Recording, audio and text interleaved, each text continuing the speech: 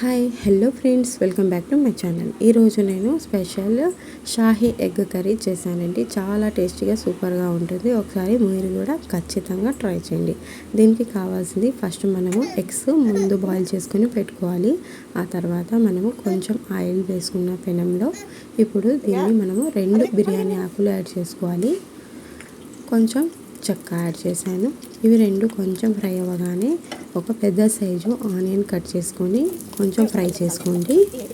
ఇది చాలా టేస్టీగా ఉంటుందండి. ఖచ్చితంగా మీరు ట్రై చేయండి.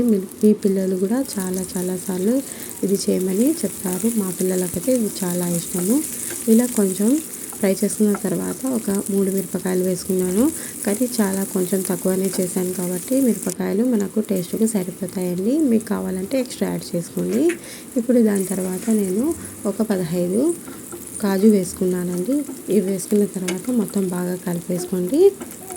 ఇలా కొంచెం ఫ్రై చేసుకున్న తర్వాత దీన్ని ఆఫ్ చేసి చల్లగైన తర్వాత గ్రైండ్ చేసుకోండి. ఇలా పేస్ట్ లాగా ఇలా గ్రైండ్ చేసుకున్న తర్వాత మనం ఇవి పక్కన పెట్టేసుకుని ఎగ్స్ ఇవి మొత్తం ఇలా కాట్లు వేసుకోవాలండి.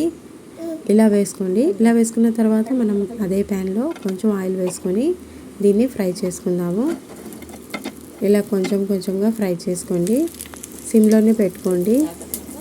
ఎగ్స్ పగలకోకుండా బాగా ఫ్రై అవుతాయి. ఇలా ఫ్రై చేసుకుని దాన్ని కూడా పక్కన పెట్టేయండి. దాని తర్వాత మనం కొంచెం ఆయిల్ వేసుకోండి.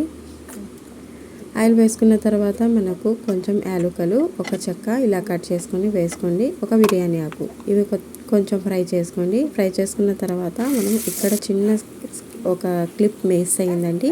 అది అల్లం వెల్లుల్లి పేస్ట్ వేసేది కట్ అయిపోయింది. అది వేసుకున్న తర్వాత మనము గ్రైండ్ చేసుకున్న మసాలా మొత్తం ఇలా యాడ్ చేసుకోండి. యాడ్ చేసుకొని కొంచెం ఫ్రై చేసుకున్న తర్వాత దీంట్లో కొంచెం సాల్ట్, ఒక స్పూన్ మిరప పొడి, కొంచెం ధనియాల పొడి వేసుకొని అన్నీ మిక్స్ చేసుకోండి.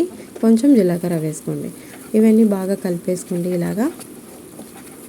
ఇలా బాగా కలిపేసుకొని బాగా ఫ్రై చేసుకోండి. దీంట్లో నూనె వదులుతూ ఉంటుంది. చూడండి ఎంత బాగా క్రీమీగా ఉందో, ఎంతో టేస్టీగా ఉంటుంది. మీరు ఒకసారి ఖచ్చితంగా ట్రై చేయండి. నా ఛానల్ సబ్స్క్రైబ్ చేసుకోండి. ప్లీజ్ లైక్ చేయండి. లైక్ చేయడం మాత్రం మర్చిపోకండి.